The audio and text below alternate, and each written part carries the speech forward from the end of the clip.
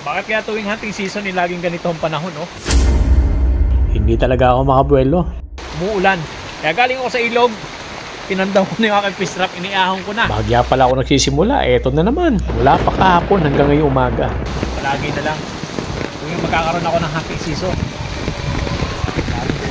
lagi sumasabay sa mga ng panahon. Pero huwag kayong mag-alala. Hindi ko naman kayo bibitinin. Bago na ba nangyari yan? Nakalusong pa ako ng isang beses eh. Well, alam ko naman na magkakaroon ng low pressure area. Orange rainfall ang alert kaya walang tigil ang ulan. Pero hindi ako papayag na hindi makalusong. Sisingit at sisingit pa rin ako. Kaya yan, may huli pa rin tayo. So ngayon, baha na ang ilog. Kaya iniahon ko muna rin fish trap. Mahirap na, baka mamaya i-alurin na naman. Wala na pagkukuha na ng pamain. Welcome to my office. Matapos makapag-hunting sa tungkong bato, humirit pa ako ng isa. Naka-broadcast na kasi. May parating na low pressure area dito sa Batangas. Officially, nagsimula na ang hunting season. Pero hindi ako pwedeng lumayo. Kung mag-hunting ako, dito lang sa baba namin. Sa malapit lang. Umulan man siya o lumaki ang tubig sa ilog, madali ko siyang puntahan. O ayan no, napakabanayad ng tubig. Malinaw na at di mo ganong halata na umaagos. Yun, may nauna na yata sa akin ha. Kawilan ko yan eh. Ano kaya ginagawa niya dyan?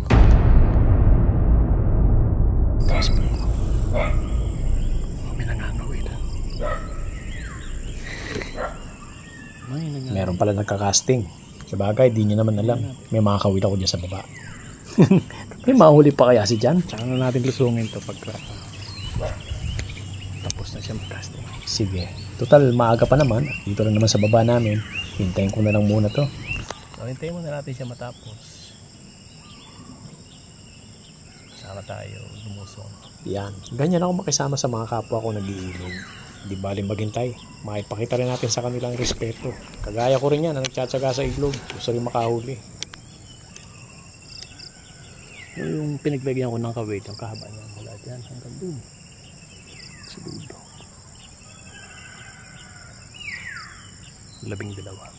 15 minutos din ang hinintay ko bago siya makalayo-layo. Okay na siguro to. Malayo na siya. Pisimula tayo dito. Malamang pagdating ko nun sa pwestong yun, nakaliba na siya. Tara na. Alright, start na tayo. Ang spot na ito, puro batuhan. Kung makita nyo, mga batong gilid yan, ano? Pero sa baba niyan, puro bato pa rin. O mga ka-office, ang pahin ko dyan ha, puro hipon. Wala talaga akong mahuling tilapia. Hindi ko maintindihan itong fish trap ko o yung ilog, baka wala na rin sigurong tilapia. Puro hipon at gurami lang ang nahuhuli ko. Sabagay, isa rin naman sa pinakamagandang pamain ng hipon. Problema ko lang talaga, hindi ko maawat yung dalag eh. Sa halip na gusto ko, puro ikat ang mahuli, nasisingitan pa rin. Ay, huli kaya ito. Nakaka-anim na kawil na ako, pero so far, wala pang huli. Pero parang iba pa karamdam ko sa kawil na ito ah. Akala ko nakasabit lang eh, pero may lumaban bigla. Laban! Mababaw lang ito pero hindi ko sure kung mailalabas ko siya dahil napakalalim ng lunggang ito. Ilang beses ko nang binatak pero talagang sabit. Wala akong choice. Dudukutin ko talaga ito. O huwag nyo nang hintayin. I-shortcut ko na ito ha. Ang tagal kong sinisid yan kaya lang talagang sabit na sabit. Nasa loob. Hayaan ko na lang sisihin ako ng mga basher. Mahaba naman kasi talagang tansi ko. Pinasayad ko sa ilalim eh. Mahirapan. Sayang nga lang. Dapat may huli na tayo eh. Ngayon ko na. Sabit sa ilalim.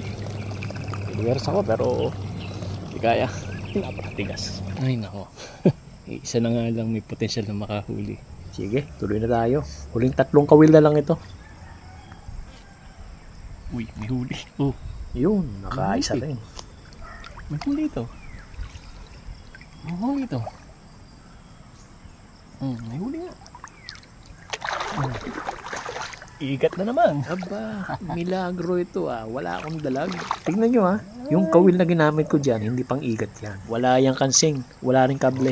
Safe naman na sabit. Mabuti naman at hindi niya nalunok. Good. Good.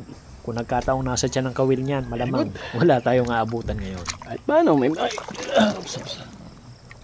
maiuwi tayo. O, kita nyo yung ilog namin ha. Halos buwan-buwan pinanguhulihan ko yan pero hindi naubusan ng igat. Basta yung pangangawin natin o yung panguhuli ay legal, makakaasa ka.